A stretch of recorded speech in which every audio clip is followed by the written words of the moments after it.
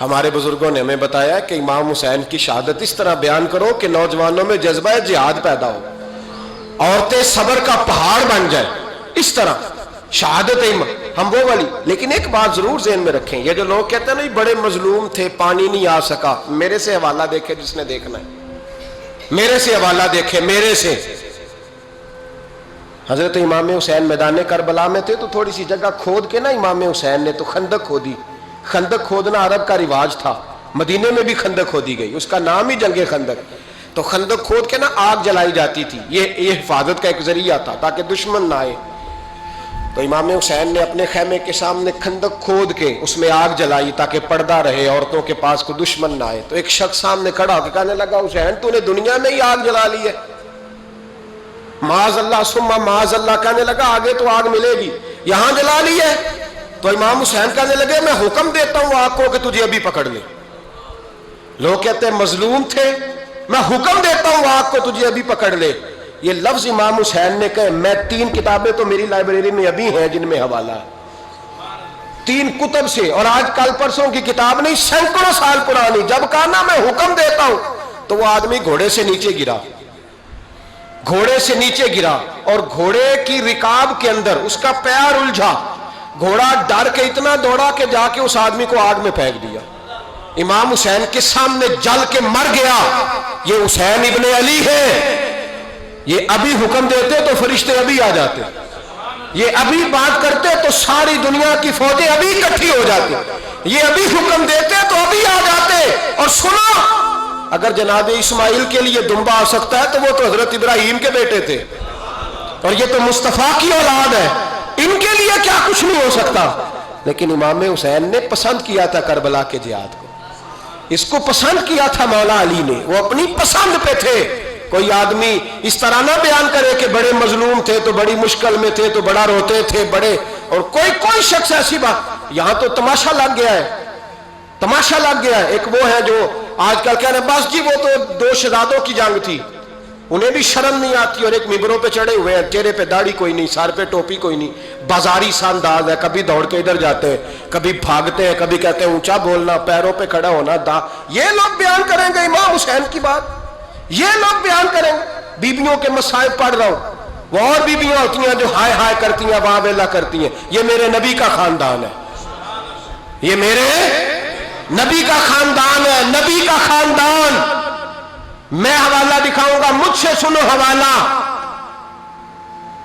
حضرت سیدہ زینب نے سارے جنازے دیکھے، بھتیجوں کو، بھانجوں کو، سب کو شہید ہوتے دیکھا۔ عورتیں ڈرتی میت کو ہاتھ نہیں لگاتی، چیختی ہیں بیبیاں، لیکن حضرت جناب زینب نے پتہ کیا دیکھا تھا؟ وہ سننا ذرا۔ امام حسین کی لاش مبارک کربلا میں پڑی تھی، اور امام حسین کا سر کاٹ کے نیزے پہ چڑھایا گیا تھا، اور وہ بیبیوں کے سامنے خالی سر چل رہا تھا، اور سینکڑوں میل کا سفر کر کے دمشق کے بازاروں سے گزرتا وہ سر گیا۔ آج میں سر کی بات نہیں کرتا، سر کی، آپ مرد ہیں، جوان ہیں سارے، یہاں کسی کا کٹا ہوا ہاتھ پھینک دیا جائے نا، ہاتھ تو لوگ چیخے مار کے دوڑ جائیں گے، بلکہ ہاتھ تو دور رہا، کسی کی انگلی کاٹ کے یہاں پھینکی جائے تو لوگ چیخے مار کے مرد دوڑ جائیں گے، لیکن کٹا ہوا سر دیکھا، لاشیں دیکھے۔ یزید کا دربار آیا، بی بی صاحبہ کو نا ایسے عورتوں نے اپنے حالے میں لیا ہے، سیدہ زینب وہاں بیٹھ گئیں، تو جب بولا نا یزید دربار میں، کہنے لگا کہ دیکھو اللہ نے عزت والوں کو عزت دی، معاذ اللہ ثم معاذ اللہ، اور میرے مخالفین کا کیا حشر ہوا جب اس نے دیکھے نا، ایک آدمی مجبور ہے، مقہور ہے، اتنا لمبا سفر ہے، غربت ہے، پیاس ہے، بیماری ہے، کیا انداز ہے جب اس عالم میں یزید کے دربار میں اس نے گستاخی کی امام حسین کی۔ یہاں لوگ کہتے ہیں کسی کو کچھ نہ کہو، کیوں نہ کچھ کہیں، جو سیدنا امام حسین کے بارے میں بات کرے گا زبانیں کھینچیں گے اس کی، جو صحابہ کے بارے میں بات کرے گا ہم کرنے دیتے ہیں؟ یہ کیا بات ہوئی؟ گستاخی کرنا، بے ادبی کرنا، یہ کون سا دین ہے؟ یہ تو تم بے دینی پھیلا رہے ہو۔ سنو، جب اس نے بے ادبی کی تو سیدہ زینب چپ نہیں رہی، بلکہ حضرت زینب بولی اور کھڑی ہوئی، اور آپ نے تلاوت کی قرآن مجید کی، اور آیتیں پڑھی، کہنے لگی وَتُعِزُّ مَن تَشَاءُ وَتُذِلُّ مَن تَشَاءُ بیادی کل خیر، اور آپ فرمانے لگی یزید تو کہتا ہے تیرے مخالفین پسپا ہو گئے، تجھے عزت ملی؟ آپ فرمانے لگے یہ تیرا دربار ہے نا، یہ تیرا سجا ہوا ہے نا، تیرا اس وقت ڈنڈا چلتا ہے نا؟ فرمانے لگی چند سال ٹھہر جا، تیرے اوپر لوگ لعنتیں برسائیں گے، اور فرمایا جب جمعے پڑھے جائیں گے تو لوگ میرے حسین کے نام کے خطبے پڑھیں گے۔ فرمایا آج یہ تیرا دربار ہے نا۔ حضرت نعمان بن بشیر صحابی رسول تھے، وہ کہتے ہیں میرے قریب ایک نابینا صحابی بیٹھا تھا، سنو سنو حوالہ میں دکھاؤں گا۔ کہنے لگے میرے قریب اس وقت یزید کے دربار میں ایک نابینا صحابی بیٹھے تھے، جب بی بی زینب نے یہ بات کی نا تو وہ نابینا صحابی میرا ہاتھ پکڑ کے کہنے لگے نعمان علی آ گئے، یہ تو علی کی آواز ہے، علی آ گئے۔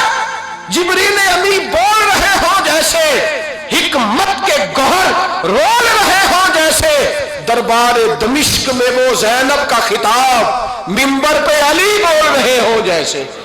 کہنے لگے علی آ گئے، علی، یہ تو علی کی آواز ہے۔ جناب نعمان بن بشیر کہنے لگے نہیں، علی جب بولتے تھے تو بڑا رنگ ہوتا تھا، ابھی تو زینب کھل کے بول ہی نہیں رہی، ابھی تو زینب ستائی ہوئی ہے، ابھی تو زینب زخم کھا کے آئی ہے، ابھی تو زینب پیاسی ہے۔ کاش زینب تر و تازہ ہوتی تو زینب خطبہ پڑھتی تو علی کی طرح گرجدار آواز نکلتی۔ یزید کے محل کانپتے، جبریل امی بول رہے ہوں جیسے، حکمت کے گوہر رول رہے ہوں جیسے، دربار دمشق میں بی بی زینب کا خطاب منبر پہ علی بول رہے ہوں جیسے۔ وہ مسکینوں کی طرح منتیں نہیں کر رہے تھے، ہائے پانی ان کا مزاج ہی نہیں تھا، بلکہ وہ دلیر لوگ تھے، دلیر، اور بر موقع بر محل بولتے تھے۔ یزید آیا دربار میں، جب یہ سارا قافلہ وہاں پہنچا تو یزید دربار میں آیا، اور جب وہ دربار میں آیا تو بادشاہوں کا طریقہ ہے، گاڑیاں، اب ہمارے بادشاہوں نے روٹر والی گاڑیاں رکھی ہوئی ہیں، وہ یوں یوں چلتی ہیں، شور ہوتا ہے پیچھے۔ اس زمانے میں کہا جاتا تھا با دبا ملاحظہ ہوشیا، پیچھے ہٹ جاؤ پیچھے ہٹ جاؤ، نعرے لگنے لگے۔ تو یزید کا ایک ناخلف بیٹا امام زین العابدین سے کہنے لگا تیرا باپ کہاں ہے؟ دیکھ یہ میرے باپ دادا کے نعرے، دیکھ میرے باپ کے نعرے، تیرے کدھر ہے؟ ابھی یہ بات شروع اس نے کی تھی کہ دمشق کی جامع مسجد میں زور کی اذان ہو گئی، اور جب مؤذن نے کہا نا اشہد ان محمد رسول اللہ، تو امام زین العابدین اس کا ہاتھ پکڑ کے کہنے لگے یہ میرے نانا کے نعرے لگ رہے ہیں، اگر تیرا ہے تو بتا، یہ میرے نانا کے نعرے ہیں۔ اور فرمایا تیرے باپ کے 2-2.5 سال لگیں گے، میرے نانے کے قیامت کے بعد بھی لگیں گے، میرے نانے کے نعرے قیامت کے یہ لگتے رہیں گے، لگ رہے ہیں اور لگتے تھے اور لگتے رہیں گے۔ میرے بھائی یاد رکھو، دلیری، ہمت، پہلی بات ان سے پیار کرنا ہے، دوسرا ان کی ہمت، ان کا مقام دلیری کرنا ہے، ان کا کام ہمت کرنا ہے، ان کا کام ڈٹ جانا ہے، کمزوری دکھانا اہل بیت کا طریقہ ہوتی ہے۔ حضرت عباس کے بازوؤں میں درد ہوتی ہے، جناب زینب پھر پریشان ہوتی ہیں کہ ہم تو اس بے حیائی کے خلاف لڑے اور امت ابھی یہ گند کر رہی ہے۔ جو چوکوں میں کھڑا ہوتا ہے نا عورتوں کو تاڑتا ہے، وہ یزید کے طریقے پہ عمل کرتا ہے۔ یہ دلائل ہے، آپ سوچ لیں، اندازہ کر لیں کہ ہم نے کس جماعت میں کھڑے ہونا ہے، اس لیے گند سارا نکالیں۔ امام حسین کا ایک پیغام آج اپنانا بڑا ضروری ہے۔ امام حسین نے سر سجدے میں کٹایا اور قرآن کی تلاوت نیزے کی نوک پہ بھی جاری رہی ہے، اس لیے آج کم از کم 10 نفل امام حسین کی سنت سمجھ کے ضرور پڑھیں گے انشاءاللہ۔ جنہوں نے روزہ رکھا ہے بڑا اچھا کیا ہے، چلو جو نہیں رکھ سکے پھر بھی نفلی ہے، کوئی فرض نہیں، کم از کم 3 دفعہ سورت یاسین کی تلاوت آج ضروری ہے امام حسین کے لیے، کریں گے انشاءاللہ تعالی۔ اگر وہ نیزے کی نوک پہ پڑھ سکتے ہیں تو آپ ان کی خاطر بھی تو پڑھ ہی سکتے ہیں نا۔ جس جماعت سے آپ کا تعلق ہے نا، اس جماعت کی امت مسلمہ کو ضرورت ہے۔ قیامت بھی 10 محرم کو ہی آئے گی، جمعے کا دن ہوگا، تو میں آج دل کو حاضر ناظر رکھ کے، اپنی طبیعت کو حاضر پا کے باشعور آپ کو کہہ رہا ہوں، جاگ کے سننا خدا کا واسطہ۔ آپ اس جماعت سے تعلق رکھتے ہیں، اگر کافر کے سامنے اسلام کا کوئی چہرہ پیش ہو سکتا ہے تو صرف سنی کا چہرہ پیش ہو سکتا ہے، ختم ہو گئی بات۔ ورنہ کوئی صحابی کا بے ادب ہے، کوئی اہل بیت نبوت کا، آج مجھے کہہ لینے دو، کھول کے کہہ لینے دو، لوگ دلیلیں دیتے پھرتے ہیں، کہتے ہیں جی ایک وہ پینٹ کوٹ والا مولوی ہے، اس نے اینک بھی لگائی ہے، داڑھی بھی رکھی ہے، پینٹ کوٹ بھی پہنتا ہے، اس نے جی 1500 بندہ ایک دن مسلمان کر دیا، ایک دن 1000 مسلمان کر دیا، پر پتہ ہے وہ بدبخت کہتا کیا ہے؟ وہ کہتا ہے امیر المومنین یزید رضی اللہ تعالیٰ عنہ، میں کیا کروں اس کے 1500 مسلمان کو یا 2000 اس کے کلمہ اور وہ جی بڑی دلیلیں دیتا ہے، وہ دلیلیں سنبھال کے رکھے، وہ دلیلیں جو جی بڑے لوگ اس کے ساتھ ہوتے ہیں، تو کربلا کے موقع پر زیادہ لوگ یزید کے ساتھ تھے، زیادہ لوگ، ہم کثرت کے قائل نہیں، ہم حق کے قائل ہیں، ہم اب چھوڑ دو بات، دلائل کی طرف آؤ۔